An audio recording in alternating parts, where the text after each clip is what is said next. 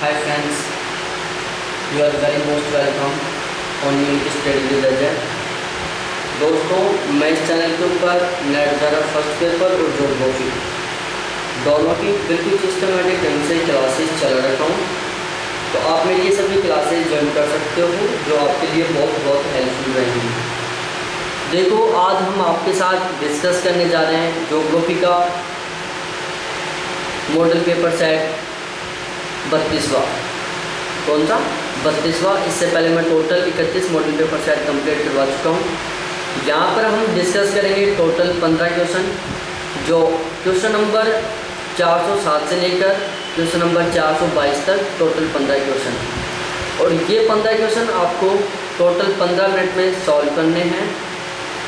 यदि आप यहाँ पर 60% का स्कोर करते हो, समथिंग आप 9 क्वेश्चन सही करते हो, तो समझो आपकी जो प्रिपरेशन है वो नॉर्मल है। यदि आप यहाँ पर 11 क्वेश्चन सही कर रहे हो तो आपका जो स्कोर है वो यहाँ पर 70% के आसपास रहेगा, 70-71%। तो आपकी जो प्रिपरेशन है वो एक तरीके से गुड मानी जाएगी। और यदि आपका स्कोर यहाँ पर 12 क्वेश्चन हो रहा है तो आपका जो परसेंट है वो आएगा 75%। तो आपकी जो प्रिपरेशन है वो बहुत ही बेस्ट होगी यहाँ पर। तो देखो, यहाँ पर यदि आपको PDF लेना है या हमारे जो व्हाट्सएप ग्रुप है उसमें ऐड होना है तो हमारे एक व्हाट्सएप नंबर है 7891350470। इनके द्वारा आप ये PDF भी ले सकते हो, मेरे व्हाट्सएप ग्रुप में भी जुड़ सकते हो। और सबसे इम्पोर्टेंट नेक्स्ट बात, यदि आप इस चैनल के ऊपर नए हो, फर्स्ट टाइम आपने मेरा इस चैनल ज्वाइन किया है, तो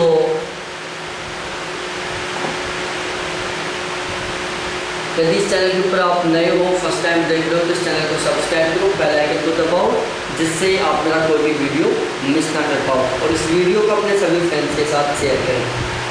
तो अब हम डायरेक्टली स्टार्ट करते हैं हमारा जो क्वेश्चन सीरीज है। हमारा जो यहाँ पर क्वेश्चन सीरीज है वो स्टार्ट हो रहा है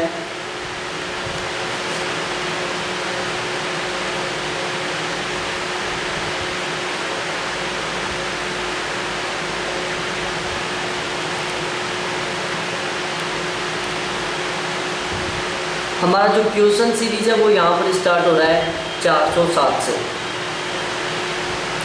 देखो, सबसे पहले हम बात करते हैं क्वेश्चन नंबर 1 पर कि निम्नलिखित भूगर्भिक प्रक्रियाओं पर विचार करो। पहला है ज्वालामुखीयता, दूसरा है अपरदन, तीसरा है अपक्षय, चौथा है पटल विरूपण, पांचवा है भूकंप। उपयुक्त प्रक्रियाओं में से कौन सी अंतर्जनित प्रक्रिया नहीं है? यहाँ पर कौन सी प्रक्रिया है जो अंतर्जनित प्रक्रिया नहीं है? तो देखो, इस क्वेश्चन का जो करेक्ट आंसर है आपको इन चारों ऑप्शनों से पता चलाना है। तो यहाँ पर जो करेक्ट आंसर है वो है ऑप्शन नंबर सी, कि जो 2 और 3 जिसमें 2 है अपरदन और 3 है अपक्षय, ये तीन दोनों के दोनों हैं जो भूगर्भिक प्रक्रियाओं पर, ये दोनों के दोनों क्या है, अंतर्जनित प्रक्रियाओं में शामिल नहीं है। अपरदन और अपक्षय अंतर्जनित प्रक्रियाओं में शामिल नहीं है, जबकि ज्वालामुखीयता, पटल विरूपण और भूकंप ये तीनों के तीनों अंतर्जनित प्रक्रियाओं में शामिल है। देखो, मैं आपको एक बात बताऊं, पृथ्वी के अंदर 2 प्रकार के बल होते हैं। एक होता है बाह्यजात बल, दूसरा होता है अंतर्जनित बल। पृथ्वी के धरातल पर 2 प्रकार के बल काम करते हैं, एक बाह्यजनित बल होता है और एक अंतर्जनित बल होता है। जो अंतर्जनित बल होता है उसके द्वारा पृथ्वी के धरातल पर विभिन्न स्थल रूपों का निर्माण होता है, विभिन्न समताओं का निर्माण होता है, जैसे पर्वत है, महाद्वीप है, पठार है। दूसरा होता है बाह्यजनित बल। बाह्यजनित बल वो सभी फोर्स होते हैं जिनके द्वारा एक समतल मैदान का निर्माण किया जाता है, या अंतर्जनित बलों के द्वारा उत्पन्न स्थलाकृतियों को एक समतल या आकृति विहीन मैदान में कन्वर्ट किया जाता है, जैसे पवन है, नदी है, जल है, हिमानी है, परिहिमानी है, लहर है, धाराएं हैं। तो ये क्या करती हैं, जो पृथ्वी के धरातल पर जो अंतर्जनित प्रक्रियाओं के द्वारा उत्पन्न स्थल रूप हैं उनको ये एक आकृति विहीन मैदान में कन्वर्ट करती हैं। जैसे किसी पर्वत का अपर्दन करना, किसी पठार का अपर्दन करना और उसे मैदान में कन्वर्ट करना। अब देखो यहाँ पर जो पृथ्वी में संचलन है वो दो प्रकार से होता है। क्या होता है? पृथ्वी में संचलन दो प्रकार से होता है।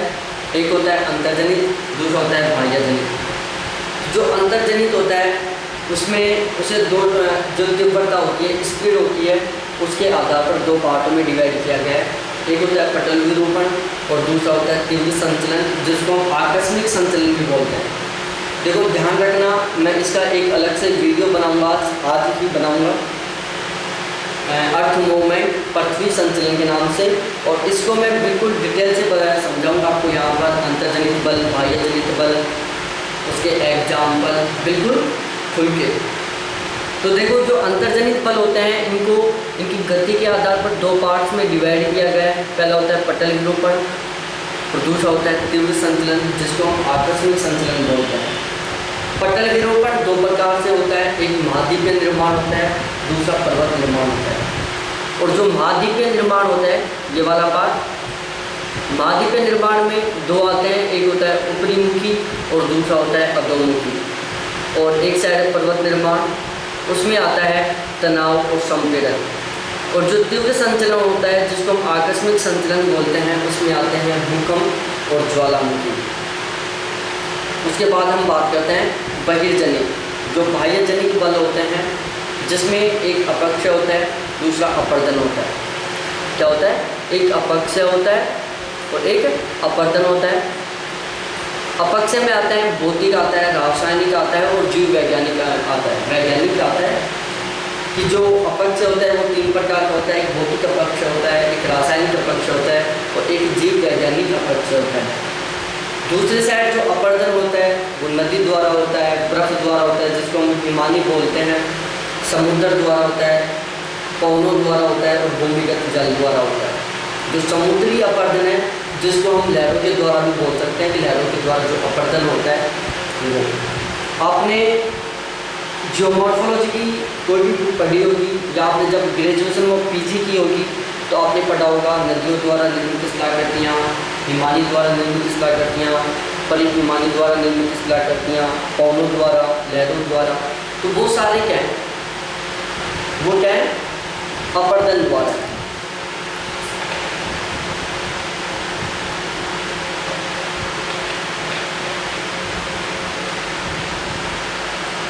उसके बाद हम नेक्स्ट डिस्कस करते हैं क्वेश्चन नंबर 2 के ऊपर।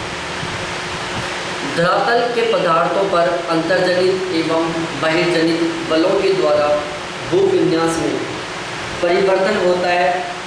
पृथ्वी के अंदर से निकलने वाली ऊर्जा अंतर्जनित प्रक्रियाओं हेतु प्रमुख स्रोत के रूप में कार्य करती है। निम्नलिखित में से कौन सा या कौन से कारक अंतर्जनित प्रक्रियाओं के लिए स्रोत नहीं है?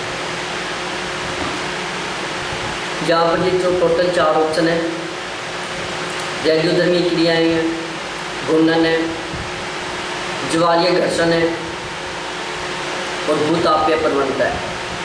और यहाँ पर आपको सही उत्तर का चयन करना है।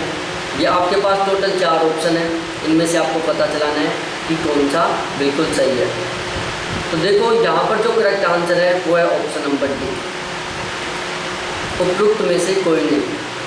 क्वेश्चन को ध्यान से पढ़ना है और उसके बाद इसका जो करेक्ट आंसर है वो ऑप्शन नंबर डी। देखो एक बार मैं समझा देता हूँ आपको। बहिर्जनित तत्व जैसे जल है, हिम है, वायु है इत्यादि जो धरातल के पदार्थों का अधिग्रहण एवं परिवहन करने में सक्षम है को भू आकृतिक कारक कहा जाता है। कि बहिर्जनित तत्व जैसे जल, हिम, वायु इत्यादि जो धरातल के पदार्थों का अधिग्रहण एवं परिवहन करने में सक्षम है को भू आकृतिक कारक कहा जाता है। पृथ्वी के आंतरिक भाग से निकलने वाली ऊर्जा अंतर्जनित प्रक्रियाओं हेतु स्रोत के रूप में कार्य करती है। इसके अंतर्गत रेडियोधर्मी कारक, घूर्णन, ज्वारीय घर्षण और भूतापीय प्रवणता जैसे कारक शामिल हैं। उसके बाद तीसरा क्वेश्चन है, पटल विरूपण एक महत्वपूर्ण अंतर्जनित प्रक्रिया है। निम्नलिखित क्रियाओं में से कौन कौन से पटल विरूपण के अंतर्गत शामिल हैं? पहला है तीक्ष्ण वलयन के माध्यम से पर्वत निर्माण। दूसरा है धरातल के उत्थापन या विकृति में संलग्न माध्यिक रचना संबंधित प्रक्रियाएं। तीसरा है स्थानीय संचलन के कारण उत्पन्न भूकंप। और चौथा है परपट्टी के क्षैतिज संचलन करने में प्लेट विवर्तनिकी की भूमिकाएं। ये टोटल 4 फैक्ट हैं और आपको बिल्कुल करेक्ट आंसर का पता चलाना है यहाँ पर कि यहाँ पर करेक्ट आंसर क्या है। तो देखो यहाँ पर जो करेक्ट आंसर है वो है ऑप्शन नंबर डी, कि ये चारों के चारों शामिल हैं, पहला, दूसरा, तीसरा और चौथा। पटल विरूपण एक महत्वपूर्ण अंतर्जनित प्रक्रिया है। ऐसे सभी प्रक्रियाएं जो भूपरपट्टी को संचलित, उत्थापित तथा निर्मित करती हैं पटल विरूपण के अंतर्गत आती हैं। पटल विरूपण के अंतर्गत निम्नलिखित प्रक्रियाओं को शामिल किया जाता है। तो पटल विरूपण के अंतर्गत ये चारों की चारों प्रक्रियाएं शामिल होती हैं। पहला है तीक्ष्ण वलन के माध्यम से पर्वत निर्माण। दूसरा है धरातल के उत्थापन या विकृति में संलग्न माध्यिक की रचना संबंधित प्रक्रियाएं। तीसरा है स्थानीय संचलन के कारण उत्पन्न भूकंप। और चौथा है परपट्टी के क्षैतिज संचलन करने में प्लेट विवर्तनिकी की भूमिका। उसके बाद चौथा क्वेश्चन है, निम्नलिखित कथनों पर विचार करो। पहला कथन है प्लेट विवर्तनिकी परिवर्तनीय प्रक्रिया में भूपरपट्टी तीक्ष्णता से विकृत हो जाती है। दूसरा है माध्यिक की रचना के कारण साधारण विकृति होती है। यहाँ पर कौन सा कथन सही है हमें पता चलाना है। तो यहाँ पर कथन पहला और दूसरा दोनों बिल्कुल सही है। ऑप्शन सी यहाँ पर बिल्कुल करेक्ट आंसर है। देखो, परिवर्तनीय पर्वत निर्माण की प्रक्रिया है, जबकि माध्यिकीय रचना माध्यिक निर्माण प्रक्रिया है। प्लेट विवर्तनिकी परिवर्तनीय प्रक्रिया में भूपरपट्टी वलयन के रूप में तीक्ष्णता से विकृति हो जाती है, जबकि माध्यिकीय रचना के कारण साधारण विकृति हो सकती है। ये दोनों बातें आपको ध्यान रखना है। पहली बात कि परिवर्तनीय जो पर्वत निर्माण की प्रक्रिया है, जबकि माध्यिकीय माध्यिक निर्माण की प्रक्रिया है। जो परिवर्तनीय प्रक्रिया है उसमें क्या होता है कि भूपरपट्टी वलयन के रूप में तीक्ष्णता से विकृत हो जाती है, जबकि माध्यिकीय रचना के कारण साधारण विकृति हो सकती है। उसके बाद पांचवा क्वेश्चन है, अपक्ष के संदर्भ में निम्नलिखित कथनों पर विचार करो। पहला है विलयन, दूसरा है कार्बोनेशन, तीसरा है हिमकरण, चौथा है जलयोजन, पांचवा है लवण अपक्ष और छठा है पिघलन। उपरोक्त प्रक्रियाओं में से कौन से भौतिक अपक्ष की प्रक्रियाएं नहीं हैं? हमें यहाँ पर पता चलाना है इनमें से भौतिक अपक्ष की प्रक्रिया कौन सी नहीं है। और ये आपके सामने टोटल 4 ऑप्शन है, इनसे आपको करेक्ट आंसर का पता चलाना है कि यहाँ पर करेक्ट आंसर क्या है। भौतिक अपक्ष की प्रक्रिया नहीं है, इसका पता चलाना है। तो यहाँ पर ऑप्शन नंबर डी बिल्कुल करेक्ट है कि पहली, दूसरी और चौथी, पहली, दूसरी और चौथी, ये क्या है? कौन कौन सी? पहली, दूसरी और चौथी, ये भौतिक अपक्ष की प्रक्रियाएं नहीं है। देखो, अपक्ष क्या होता है? अपक्ष मौसम एवं जलवायु के कार्यों के माध्यम से सेलों को यांत्रिक विखंडन एवं अपक्ष क्या होता है कि मौसम एवं जलवायु के कार्यों के माध्यम से सेलों को यांत्रिक विखंडन एवं रासायनिक अपघटन के रूप में परिभाषित किया जा सकता है कि मौसम एवं जलवायु के कार्यों के माध्यम से सेलों का यांत्रिक विखंडन एवं रासायनिक अपघटन अपक्ष कहलाता है। क्या कहलाता है? अपक्ष कहलाता है। अब देखो, अपक्ष 3 प्रकार का होता है। पहला होता है रासायनिक अपक्ष, दूसरा होता है भौतिक अपक्ष और तीसरा होता है जैविक अपक्ष। सबसे पहले बात की जाए यदि रासायनिक अपक्षय की, तो उसमें आपको देखो यहाँ पर ध्यान रखना है, इंग्लिश कीवर्ड भी याद करना है। क्या करना है? इंग्लिश कीवर्ड भी याद करना है। स्पेशली आपको याद करना है जो रासायनिक अपक्षय है इसके सभी इंग्लिश कीवर्ड आपको याद करने हैं। जैसे घोल या विलयन है जिसको हम सॉल्यूशन बोलते हैं, कार्बोनेशन है, जलयोजन को इंग्लिश में हाइड्रेशन बोलते हैं, ऑक्सीकरण है और रिड्यूसर।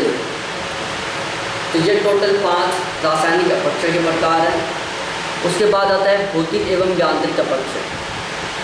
भौतिक एवं यांत्रिक अपक्षय जिसमें पहला है भारविहीनीकरण है, दूसरा विस्तारण है, तीसरा पिघलन है, चौथा हिमकरण है, पांचवा तुषार बेंजीन है और छठा लवण अपक्षय। ये सारे के भौतिक या यांत्रिक अपक्षय के प्रकार हैं। उसके बाद आता है जैविक अपक्षय। जैविक अपक्षय जीवों की वृद्धि या संचलन से उत्पन्न अपक्षय वातावरण एवं भौतिक परिवर्तन से खनिजों एवं आयन के स्थानांतरण की दिशा में एक योगदान है। कि जो जैविक अपक्षय है वो जीवों की वृद्धि या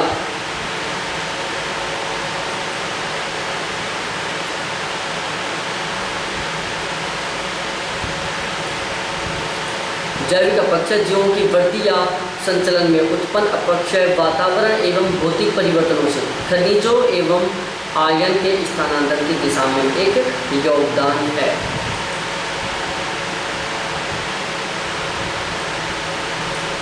उसके बाद नेक्स्ट क्वेश्चन है क्वेश्चन नंबर 6। देखो पर्याय क्वेश्चन नंबर 6 लिखा हुआ, वृत्त संचलन के संदर्भ में निम्नलिखित में से कौन से कारक वृत्त संचलन की सक्रियता में कारक नहीं है? कि वृत्त संचलन के संदर्भ में निम्नलिखित में से कौन से कारक वृत्त संचलन की सक्रियता के कारक नहीं है? पहला है भूकंप का आना, दूसरा ढाल की प्रवणता में वृद्धि, तीसरा है मशीनों का कंपन और चौथा है अत्यधिक वर्षा।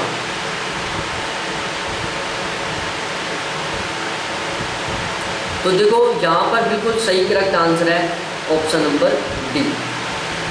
ऑप्शन नंबर डी यहाँ पर बिल्कुल करेक्ट आंसर है। देखो यार ये रहा ऑप्शन नंबर डी कि इनमें से कोई सा भी नहीं है। वृत्त संचलन के संदर्भ में निम्नलिखित कारक वृत्त संचलन की सक्रियता में कारक नहीं है। देखो क्वेश्चन को थोड़ा सा समझ के पढ़ना है। यदि आप क्वेश्चन को समझ के नहीं पढ़ोगे तो आप क्वेश्चन को 100% गलत कर सकते हो। यहाँ पर सबसे ज़्यादा इम्पोर्टेंट आपको क्वेश्चन को समझना है। तो देखो ये था हमारा क्वेश्चन, वृत्त संचलन मास मूवमेंट के अंतर्गत वे सभी संचलन आते हैं जिनमें सेलों के मलबा गुरुत्वाकर्षण के सीधे प्रभाव के कारण ढाल के अनुरूप स्थानांतरित होते हैं। उल्लेखनीय है कि वृत्त संचलन में गुरुत्वाकर्षण शक्ति सहायक होती है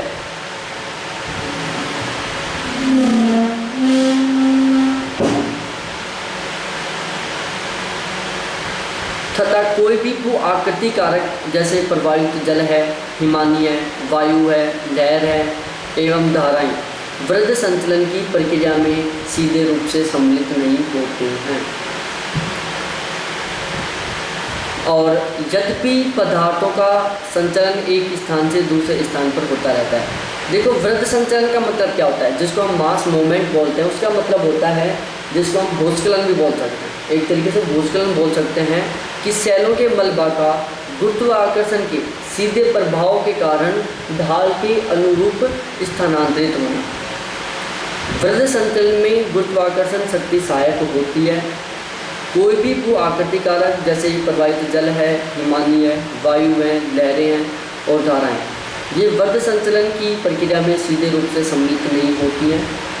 पदार्थों का संचलन एक स्थान से दूसरे स्थान पर होता रहता है, जैसे प्राकृतिक या कृत्रिम साधनों द्वारा ऊपर के पदार्थों के टिकने के आधार का हटना, ढालों की प्रवणता एवं ऊंचाई में वृद्धि, अत्यधिक वर्षा, भूकंप का आना, विस्फोट या मशीनों का कंपन, प्राकृतिक वनस्पति का अंधाधुंध विनाश और पदार्थों के प्राकृतिक अथवा कृत्रिम प्रभाव के कारण उत्पन्न अतिभार। उसके बाद 7वां क्वेश्चन है कि भारत में मलबा अवधाब एवं भूस्खलन हिमालय के क्षेत्रों में प्राय देखा जाता है। इसके अनेक कारण हैं। निम्नलिखित कारणों में से कौन सा अवधाव एवं भूस्खलन के लिए उत्तरदायी नहीं है? क्वेश्चन को समझना है यहाँ पर कि निम्नलिखित कारणों में से कौन सा कारण अवधाव एवं भूस्खलन के लिए उत्तरदायी नहीं है। पहला कारण है हिमालय विवर्तनिकी दृष्टिकोण से सक्रिय है। दूसरा है यह अधिकांशतः परतदार शैलों एवं असंगठित तथा अर्धसंगठित पदार्थों से बना है। और तीसरा है इसका ढाल मध्यम न होकर तीव्र है। इसका ढाल मध्यम होकर न तीव्र है। यहाँ से आपको एक सही उत्तर का चयन करना है। ये आपके पास टोटल 4 ऑप्शन है। ऑप्शन पहला है ए और बी, दूसरा है ओनली बी 3, तीसरा है ए और पहला और तीसरा, और चौथा है नन ऑफ दीज। तो यहाँ पर जो करेक्ट आंसर है वो ऑप्शन नंबर डी कि नन ऑफ दीज यहाँ पर बिल्कुल करेक्ट आंसर है। भारत में मलबा अवधाब एवं भूस्खलन प्राय हिमालय के क्षेत्रों में देखा जाता है। इसके कारणों में निम्नलिखित को शामिल किया जाता है। सबसे पहला होता है इस क्षेत्र का विवर्तनिक दृष्टिकोण से सक्रिय होना। दूसरा है इस क्षेत्र का अधिकांश भाग परतदार शैलों एवं असंगठित तथा अर्धसंगठित पदार्थों से बना होना। और तीसरा है इस क्षेत्र में ढाल का तीव्र होना। ये 3 फैक्टर हैं यहाँ पर। उसके बाद 8वां क्वेश्चन है नीलगिरी जो तमिलनाडु, कर्नाटक एवं केरल की सीमा बनाता है और पश्चिमी तट के किनारे पश्चिमी घाट के संदर्भ में निम्नलिखित कथनों में से कौन सा सही है? पहला है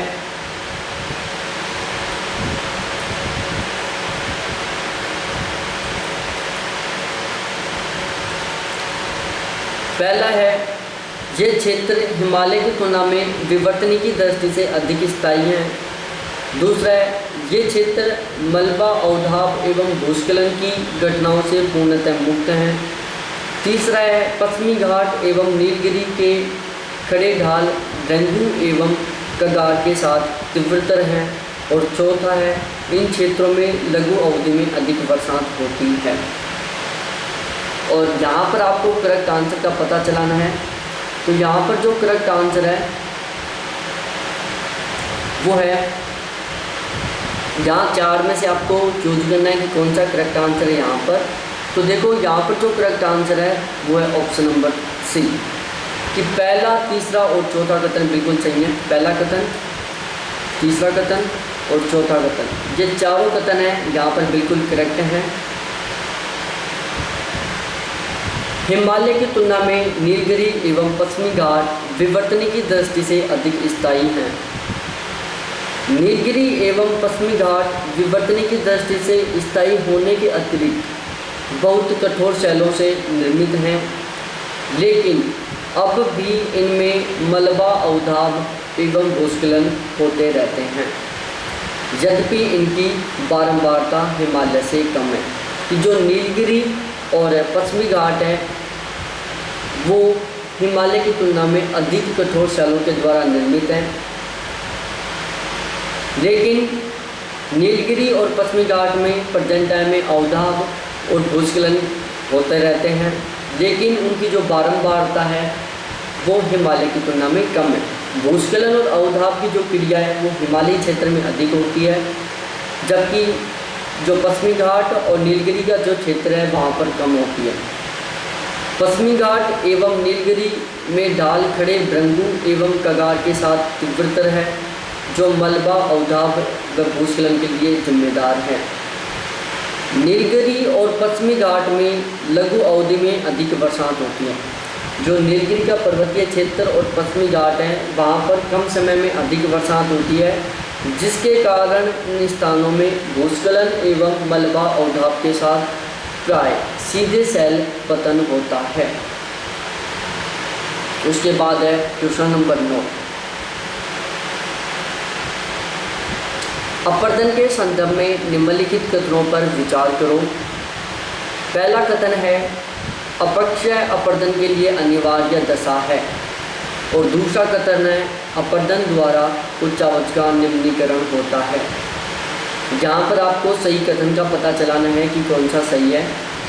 ये आपके पास टोटल 4 ऑप्शन है, तो यहाँ पर जो सही है वो है केवल कथन 2। Option B is the correct answer of this question कि अपर्दन द्वारा उच्चावचन का निम्नीकरण होता है। अपर्दन के अंतर्गत सेलों के मलबे का अवाप्ति एवं उनके परिवहन को सम्मिलित किया जाता है। अपक्षय वृद्धचरण सहित अपर्दन निम्नीकरण की प्रक्रिया है, इनके द्वारा उच्चावचों का निम्नीकरण होता है। अपक्षय अपर्दन में सहायक है, लेकिन अपक्षय अपर्दन के लिए अनिवार्य दशा नहीं है। कि जो अपक्षय है वो अपर्दन के लिए सहायक है, लेकिन अपक्षय अपर्दन के लिए अनिवार्य दशा नहीं है। ध्यान से पढ़ना है ये बातें आपको। उसके बाद नेक्स्ट क्वेश्चन है क्वेश्चन नंबर 10। अपर्दन के संदर्भ में निम्नलिखित कारकों पर विचार करो। पहला है प्रवाहित जल, दूसरा है भौम जल, तीसरा है हिमानी, चौथा है वायु, पांचवा है लहर। ये टोटल 5 कारक हैं, जिनमें से आपको अपर्दन के संदर्भ में कारक चुनना है। उपयुक्त में से कौन से कारक भू आकृति कारक के रूप में नहीं जाने जाते? तो यहाँ पर आपको बिल्कुल करेक्ट आंसर का पता चलाना है, वो है option number D. Option number D यहाँ पर बिल्कुल करेक्ट आंसर है कि अपर्दन के भू आकृति कारकों में निम्नलिखित कारकों को शामिल किया जाता है, जैसे प्रवाहित जल है, भौम जल है, हिमानी है, वायु है, लहरें एवं धाराएं। ये टोटल 5 ऑप्शन है, इसके पाँचों बातें बिल्कुल सही हैं।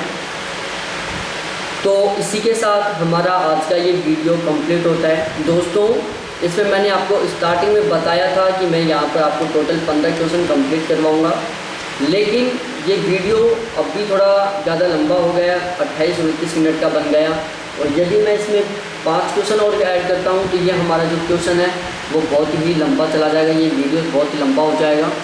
तो इसलिए इसमें हम क्या करते हैं, इस वीडियो को केवल 10 क्वेश्चनों तक लिमिटेड करते हैं, और आपको 10 मिनट का टाइम लेना है इसको, इन क्वेश्चंस को सॉल्व करने में, और उसी के अकॉर्डिंग आपको अपना स्कोर निकालना है।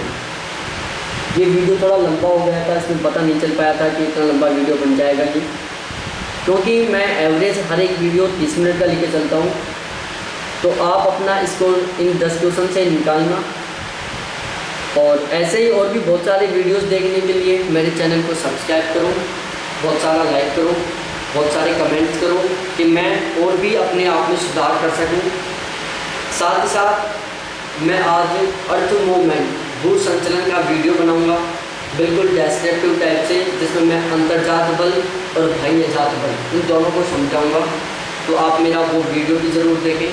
तो फिर मिलते हैं हम ऐसे ही किसी दूसरे नेक्स्ट वीडियो के साथ। थैंक्स देखने के लिए। अपना स्कोर कमेंट करके ज़रूर बताना, ठीक है। और हाँ, आप मेरे इस व्हाट्सएप ग्रुप में भी ऐड हो सकते हो, जिसके बारे में मैंने आपको स्टार्टिंग में बताया था, बहुत ही अच्छा स्कोर करने के लिए। उसके कॉन्टैक्ट नंबर 7891350470। तो थैंक्स दोस्तों देखने के लिए, बाय।